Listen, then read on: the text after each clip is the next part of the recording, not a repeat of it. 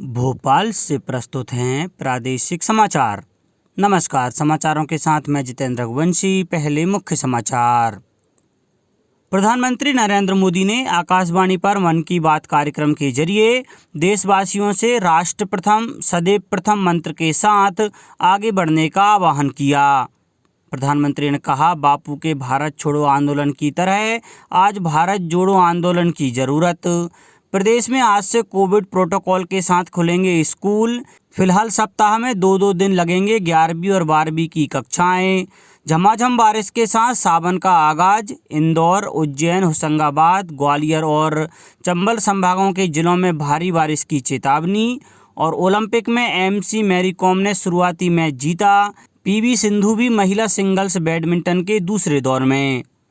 अब समाचार विस्तार से।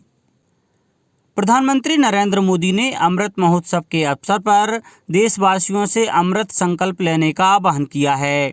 आकाशवाणी से मन की बात कार्यक्रम में श्री मोदी ने कहा कि हमें राष्ट्र प्रथम सदैव प्रथम के मंत्र के साथ ही आगे बढ़ना होगा। बापू के नेतृत्व में भारत छोड़ो आंदोलन चला था, वैसे ही आज हर देशवासी को भारत जोड़ो आंदोलन का नेतृत्व करना है। ये हमारा कर्तव्य है कि हम अपना काम ऐसे करें जो विविधताओं से हमारे भारत को जोड़ने में मददगार हो। तो आइए हम अमृत महोत्सव को ये अमृत संकल्प लें कि देश ही हमारी सबसे बड़ी आस्था, सबसे बड़ी प्राथमिकता बना रहेगा। नेशन फर्स्ट, ऑलवेज फर्स्ट के मंत्र के साथ ही हमें आगे बढ़ना है। आगामी 15 अगस्त के संबंध में प्रधानमंत्री ने कहा कि देश आज़ादी के 75वें वर्ष में प्रवेश कर रहा है और यह हमारा बहुत बड़ा सौभाग्य है। उन्होंने कहा कि आज़ादी के 75 साल मनाने के लिए 12 मार्च को बापू के साबरमती आश्रम में अमृत महोत्सव की शुरुआत हुई थी। प्रधानमंत्री ने कहा कि इस वर्ष 15 अगस्त को राष्ट्रगान से जुड़ा एक आयोजन हो रहा है। श्री मोदी ने कहा कि अमृत महोत्सव किसी सरकार या राजनीतिक दल का कार्यक्रम नहीं है, बल्कि यह कोटि कोटि भारतवासियों का कार्यक्रम है। श्री मोदी ने कहा कि हम सब स्थानीयता को समर्थन देकर दैनिक कार्य करते हुए भी राष्ट्र निर्माण में योगदान कर सकते हैं। प्रधानमंत्री ने टोक्यो ओलंपिक की चर्चा करते हुए देशवासियों से कहा कि वे भारतीय दल को शुभकामनाएं दें और उनका उत्साहवर्धन करें। प्रदेश में आज से स्कूल खुल रहे हैं। स्कूल शिक्षा विभाग ने प्रदेश के सभी स्कूलों में मौजूदा शिक्षा सत्र के लिए आज से कक्षा 11वीं और 12वीं की कक्षाएं प्रारंभ करने के निर्देश जारी किए हैं। विद्यार्थियों के भविष्य और सुरक्षा के मद्देनजर कोविड के दिशा निर्देशों का पालन करते हुए स्कूल खोले जा रहे हैं। आदेश में कहा गया है कि सप्ताह में 2 दिन सोमवार और गुरुवार को 12वीं की कक्षाएं और मंगलवार और शुक्रवार को 11वीं की कक्षाएं लगाई जाएंगी। वहीं 5 अगस्त से 9वीं और 10वीं की कक्षाएं शुरू होंगी। राज्य सरकार ने स्कूल कॉलेज में शिक्षकों और कर्मचारियों के लिए भी वैक्सीनेशन अनिवार्य कर दिया है।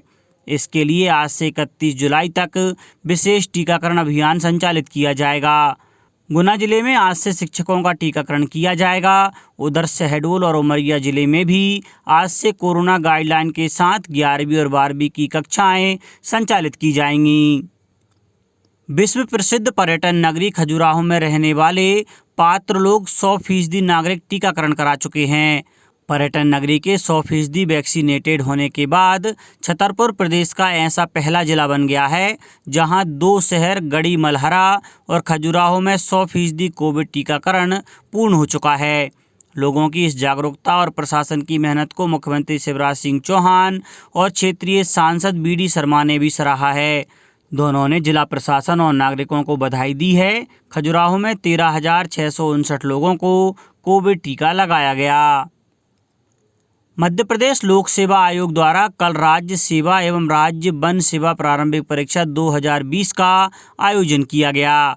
यह परीक्षा 2 सत्रों में प्रदेश के सभी 52 जिला मुख्यालयों पर एक साथ आयोजित की गई। परीक्षा के लिए 1000 से अधिक परीक्षा केंद्र बनाए गए थे। अनूपपुर जिले में लोगों को प्रेरणा देने वाला एक दृश्य सामने आया, जहां पेशे से मजदूर गेंदालाल नाम का एक व्यक्ति अपनी पत्नी को परीक्षा दिलाने लाया। परीक्षा के दौरान वो अपने दोनों बच्चों को भी संभालता हुआ नजर आया। उधर उमरिया में एक दिव्यांग परीक्षार्थी ट्राई साइकिल से परीक्षा देने पहुंचा। रायसेन में 13 परीक्षा केंद्रों में 2260 परीक्षार्थियों ने परीक्षा दी। वहीं मुरैना में 1265 परीक्षार्थी अनुपस्थित रहे। आगर मालवा, रतलाम, सतना, सीहोर, खंडवा, छिंदवाड़ा, विदिशा, गुना, शिवपुरी और ग्वालियर में परीक्षा कोविड दिशा निर्देशों के साथ संपन्न हुई। मुख्यमंत्री श्री शिवराज सिंह चौहान ने कहा है कि प्रदेश में कोरोना मरीजों की संख्या में काफ़ी कमी आई है। प्रदेश में कल कोरोना के मात्र 12 पॉजिटिव प्रकरण आए और 13 मरीज स्वस्थ होकर डिस्चार्ज हुए। प्रदेश की कोरोना पॉजिटिविटी दर 0.01% है। मुख्यमंत्री श्री चौहान ने कहा कि कोरोना के प्रकरण कम जरूर हुए हैं, लेकिन अभी भी कोरोना संक्रमण के प्रति सजग और सतर्क रहने की जरूरत है। जरा सी लापरवाही कोरोना को पुनः निमंत्रण देने के समान है। मुख्यमंत्री श्री चौहान ने कहा कि राज्य सरकार कोरोना की संभावित तीसरी लहर से निपटने के लिए सभी प्रयास कर रही है। प्रदेश में तेजी से स्वास्थ्य सुविधाओं के विस्तार के साथ चिकित्सकीय अधोसंरचनाओं का निर्माण किया जा रहा है। विशेष रूप से अस्पतालों में आईसीयू बेड्स की संख्या बढ़ाने के साथ ऑक्सीजन की उपलब्धता को सुनिश्चित करने के लिए ऑक्सीजन प्लांट स्थापित किए जा रहे हैं। हमारा प्रयास यह है कि कोरोना की दूसरी लहर के समय जो कमियां रह गई थीं, उन्हें प्राथमिकता से दूर करते हुए पुख्ता इंतजाम किए जा रहे हैं। मुख्यमंत्री श्री चौहान ने कहा कि प्रदेश में कोरोना संक्रमण की जांच का कार्य अभी भी जारी है। कल प्रदेश में 72,360 जांचें की गईं। मुख्यमंत्री श्री चौहान ने अपील की है कि यदि किसी को भी कोरोना का कोई लक्षण आता है तो तुरंत जांच कराएं। उन्होंने कहा कि सभी शासकीय अस्पतालों में कोरोना उपचार की सभी माकूल व्यवस्थाओं के साथ ऑक्सीजन की उपलब्धता भी सुनिश्चित की गई है। जरूरत इस बात की है कि समय रहते जांच के साथ उपचार भी करवाएं।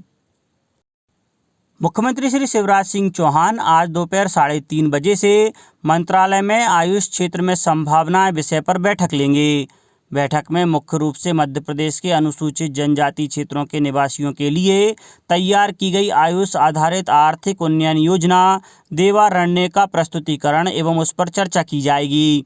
बैठक का आयोजन मध्य प्रदेश राज्य नीति एवं योजना आयोग द्वारा किया जाएगा। योजना में जनजातीय बाहुल्य क्षेत्रों में रोजगार एवं आजीविका के अवसर बढ़ाने के लिए आयुष आधारित गतिविधियों को बढ़ाया जाएगा।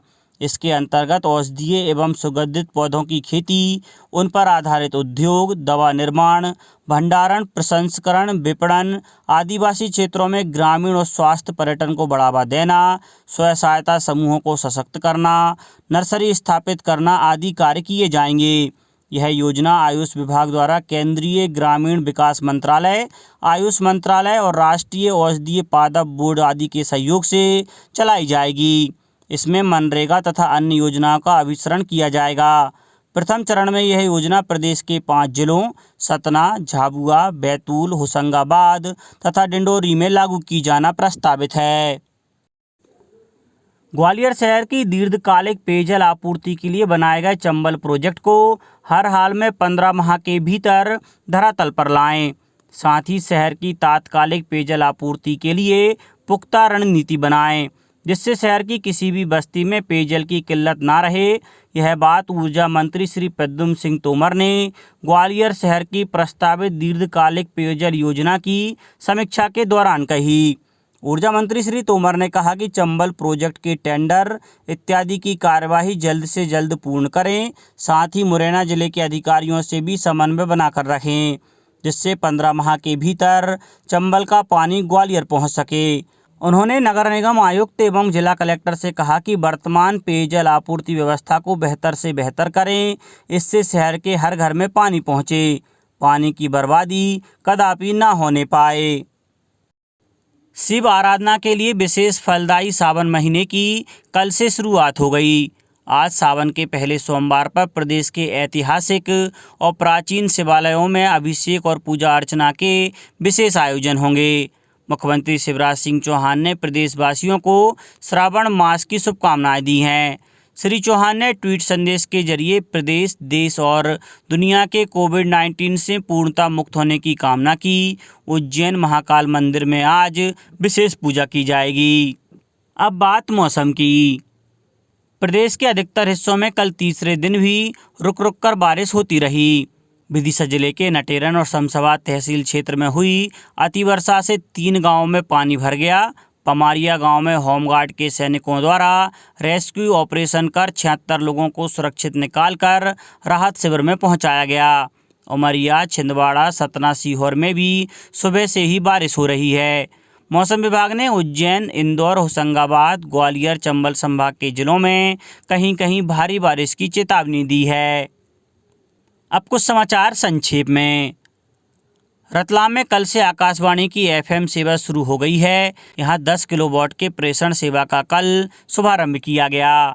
गुना में आज राशन पर्ची और पेंशन के लिए उचित मूल्य दुकानों के शिविर लगाए जाएंगे। और प्रधानमंत्री के भाई पंकज मोदी ने आगर मालवा के नलखेड़ा पीताम्बरा पीठ में माता के दर्शन किए। अंत में मुख्य समाचार एक बार फिर। प्रधानमंत्री नरेंद्र मोदी ने आकाशवाणी पर मन की बात कार्यक्रम के जरिए देशवासियों से राष्ट्र प्रथम, सदैव प्रथम मंत्र के साथ आगे बढ़ने का आह्वान किया। प्रधानमंत्री ने कहा, बापू के भारत छोड़ो आंदोलन की तरह आज भारत जोड़ो आंदोलन की जरूरत। प्रदेश में आज से कोविड प्रोटोकॉल के साथ खुलेंगे स्कूल। फिलहाल सप्ताह में 2-2 दिन लगेंगी 11वीं और 12वीं की कक्षाएं। झमाझम बारिश के साथ सावन का आगाज। इंदौर, उज्जैन, होशंगाबाद, ग्वालियर और चंबल संभाग के जिलों में भारी बारिश की चेतावनी। और ओलंपिक में MC मेरी कॉम ने शुरुआती मैच जीता। PV सिंधु भी महिला सिंगल्स बैडमिंटन के दूसरे दौर में। इस बुलेटिन में इतना ही। घर पर रहिए, सुरक्षित रहिए और सुनते रहिए प्रादेशिक समाचार। नमस्कार।